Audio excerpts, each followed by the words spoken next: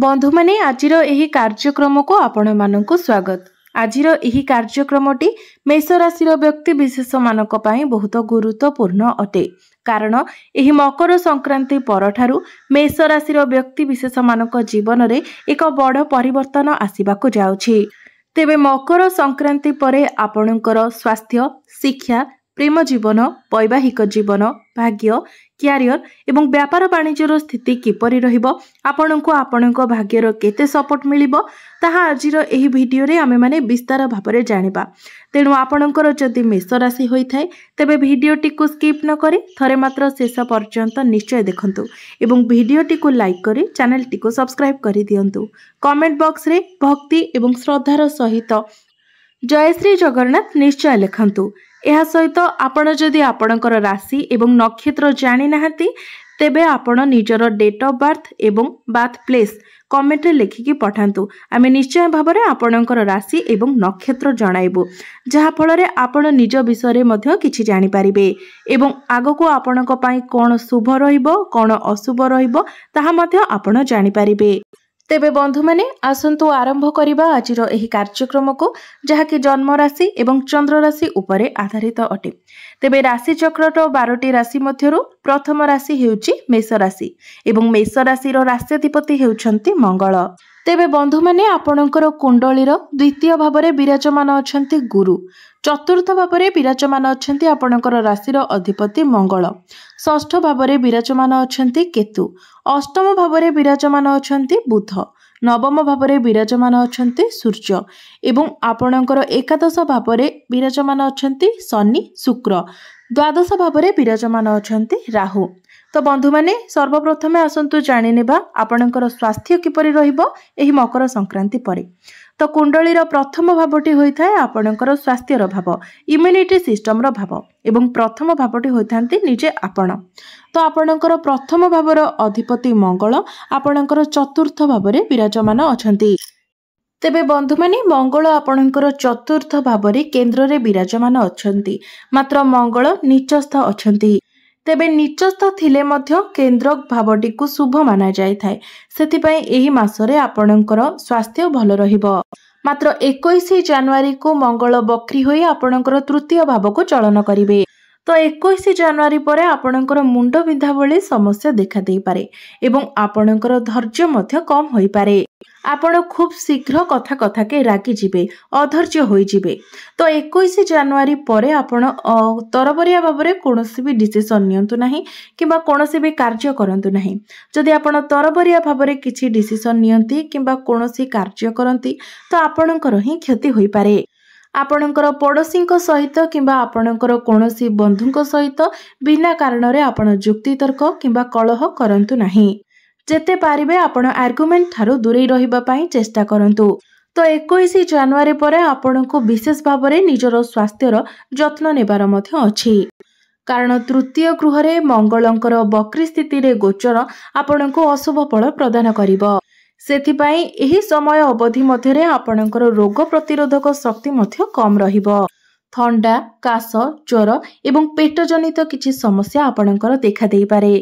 तो एही समस्या मंगल आपणकर तृतीय भावरे जेतिकी दिन पर्यंत रहिबे सेतिकी समय पर्यंत आपणको ए सबु समस्यार सम्मुखीन हेबाको पड़िबो। तापरे पुणी जेतेबेले मंगल चतुर्थ भावको चली आसीबे तो ए सबु समस्या गुड़िक मध्य दूर होई जिवो। एबे आसंतु जानिबा आपणकर शिक्षा जीवन किपरि रहिबो एही मकर संक्रांति परे। मकर संक्रांति परे विद्यार्थी मानक पई किपरि रहिबो। तो कुंडलीर पंचम भावटी होइथाय शिक्षार भाव एवं आपणकर पंचम भावर अधिपति हेउछंती सूर्य, जे कि आपणकर नवम भावरे विराजमान अछंती एवं मकर संक्रांति को सूर्य आपणकर दशम भाव को चलन करिवे, धनु राशि रो मकर राशि को चलन करिवे एवं संपूर्ण 1 मास पर्यंत आपणकर दशम भावरे ही रहिबे। तेबे दशम स्थानटी होइथाय केंद्रर स्थान, सेथिपई सूर्य एठारे आपणको शुभ फल प्रदान करिवे। विद्यार्थी मानक पई संपूर्ण 1 मास पर्यंत शुभ समय रहिछि। केवल 1 मास ही नुहे, तापरे सूर्य जेतेबेले आपणकर एकादश भाव को चलन करिवे तो ताहा मध्य विद्यार्थी मानक पई अनुकूल रहिबो। एबे आसंतु जानिबा मकर संक्रांति परे आपणकर प्रेम जीवन किपरि रहिबो। तेबे बंधु माने कुंडलीर पंचम भावटी शिक्षार भाव हेबा सहित पंचम भावटी मध्ये होइथाय आपणकर प्रेम जीवनर भाव एवं संतानर भाव। तो आपणकर पंचम भावर अधिपति हेउचंती सूर्य, जे कि मकर संक्रांति ठारो आपणकर दशम भावरे रहिबे। तो सूर्य जेतेबेले दशम भावरे गोचर करिवे तो सूर्यंकर दृष्टि मंगलंक उपरे रहिबो एवं मंगलंकर दृष्टि सूर्यंक उपरे रहिबो। तो मकर संक्रांति परे आपण निजर पार्टनरक मध्यरे किछि कमी बाहर करिवे एवं आपणकर पार्टनर मध्य आपणक मध्यरे कमी बाहर करिवे, कारण उभय सूर्य एवं मंगल हेउचंती अग्नि तत्वर ग्रह अर्थात क्रोधी ग्रह। परस्परक मध्यरे अधिक ऊर्जा रहिछि, सेथिपाई आपण परस्परर दोष दुर्बलता बाछिबा छाड़ी दियंतु एवं निज भितरे अंडरस्टैंडिंग रखिबा पई चेष्टा करंतु। अजथा जुक्ति तर्क करंतु नाही किंबा निज भितरे कଳି झगड़ा करंतु नाही। तो मकर संक्रांति ठारू जनवरी 22 तारिख जाए जे पर्यंत मंगल आपणकर चतुर्थ भावरे अछंती, तो से पर्यंत विशेष भावरे आपणको एही कथार ध्यान रखिबार अछि। जनवरी 22 परे आपणकर प्रेम संपर्क पई समय बहुत शुभमय हेबाको जाउछि। तापरे आपणक मध्यरे अंडरस्टैंडिंग भल रहिबो, तालमेल भल रहिबो, आपणक मध्यरे भल पाइबा बढ़िबो एवं संपर्क मध्य मजबूत हेबो। एहा सहित आपणकर भल पाइबा विवाहर रूप मध्य नै पारे। एबे आसंतु जानिबा मकर संक्रांति परे आपणकर वैवाहिक जीवन किपरि रहिबो।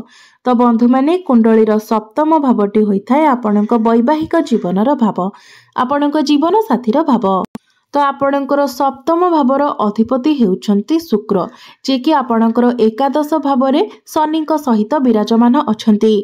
तो शुक्र बहुत भल स्थिति रे अछंती, सेथिपाई मकर संक्रांति परे आपणकर वैवाहिक जीवन बहुत सुखमय रहिबो। तेबे जनवरी 28 को शुक्र आपणकर द्वादश भाव को चलन करिवे। द्वादश भावटी मध्य शुक्रंकर मित्र गृह अटे, सेथिपाई तापरे मध्य आपणकर वैवाहिक जीवन रे कोनोसी भी असुविधा हेबो नाही। तो मकर संक्रांति परे आपणकर भ्रमण जोग रहुछि, सेथिपाई आपण दुई जण केवाडे बुलिबाको जाई पारंती। आपण दुई जण किंबा निजर संपूर्ण परिवार सहित आपण केवाडे भ्रमण रे जाई पारंती। जदि आपणक भितरे पूर्वरु किछि मतभेद रहितिला किंबा कोनोसी भी समस्या रहितिला, तो मकर संक्रांति परे आपणकर वैवाहिक जीवन रे कोनोसी भी समस्या रहिबो नाही।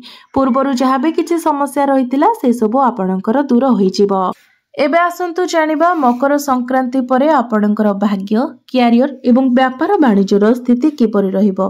तो बंधु माने कुंडलीर नवम भावटी होइथाय भाग्यर भाव, आपणकर दशम भावटी होइथाय क्यारियर भाव एवं सप्तम भावटी होइथाय आपणकर व्यापार वाणिज्यर भाव।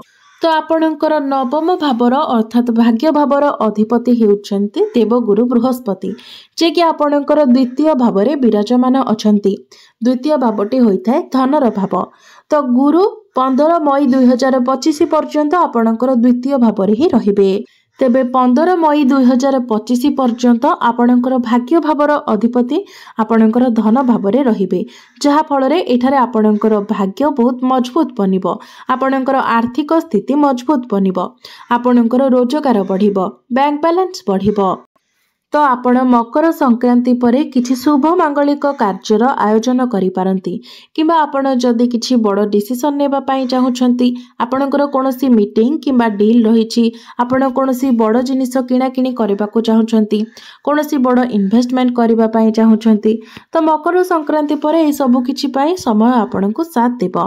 आपणकर कार्य भलरे होई जिवो एवं सेथिरे आपणको भल शुभ फल मध्य मिलिबो। एबे आसंतु जानिबा आपणकर क्यारियर किपरि रहिबो एही मकर संक्रांति परे। तो कुंडलीर दशम भावटी होइथाय आपणकर क्यारियर भाव। तो आपणकर दशम भावर अधिपति हेउछंती शनिदेव, जे कि आपणकर एकादश भावरे विराजमान अछंती एवं निज मित्र शुक्रंक सहित विराजमान अछंती, जहार अर्थ हेउछि क्यारियर रे आपणको उच्च सफलता लाभ हेबो। आपणकर इच्छा मध्य बहुत बड़ रहिबो, आपण निज हिसाब रे काम करबाको पसंद करिवे। एहा सहित आपणकर कार्य करिबार शैली मध्य खूब भल रहिबो, जहा फलरे आपण निजर काम पाई मध्य कार्य क्षेत्र रे प्रशंसित हेबे। आपणक विरुद्ध रे जदि आपणकर केही आपणकर सहकर्मी केही पॉलिटिक्स करूथिले किंबा जदि आपणको केही ईर्ष्या करुथिले तो से सब प्रति आपण ध्यान दियंतु नाही कारण एही मासटी हेउछि आपणकर सफलतार मास। तो आपण केवल निज कार्य रे ही ध्यान देबा उचित कारण से माने आपणको विरुद्ध रे जहा कले भी आपणकर कोनोसी क्षति करि परिबे नाही। तो एही मासरे आपण जो निजर कैरियर संबंधित जहाँ भी डिसीजन नेबे सेथिरे आपणको शुभ फल मिलिबो।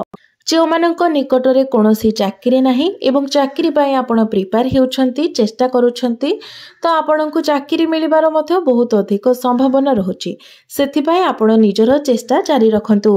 जदि आपण किछि नूतन व्यवसाय मध्ये आरंभ करिबाको चाहुचंती ताहा मध्ये आपण करि परिबे कारण सेथिरे निश्चित भाबरे आपणको शुभ फल प्राप्ति हेबो। तेबे आपण जो माने व्यवसाय करूछंती आपणकर व्यवसाय रे एही मासरे आपणको मध्यम फल मिलि पारे मात्र आपणकर अर्थ रोजगार रे कोनोसी कमी हेबो नाही। तो एबे आसंतु जानि नेबा किछि विशेष प्रतिकार विषय रे जो प्रतिकार गुडिक करिबा द्वारा जहाँ भी किछि समस्या रहिछि अशुभत्व रहिछि से सब खंडन होई परिबो एवं आपणको अधिक शुभ फल प्राप्ति हेबो। तो बंधु माने आपण प्रत्येक दिन मंगलंकर बीज मंत्र 108 थर जप करंतु। प्रत्येक दिन आपण हनुमान चालीसार पाठ करंतु एवं प्रत्येक दिन उदित सूर्य को आपण तंबा पात्र रे जलार्घ्य मध्य अर्पण करंतु। आपणको अधिक शुभत्व प्राप्ति हेबा सहित आपणकर भाग्य रे मध्य उन्नति आसीबो। तो बंधु माने आपणकर जीवन मंगलमय हेउ एहा ही ईश्वरଙ୍କ निकट रे मोर प्रार्थना। धन्यवाद।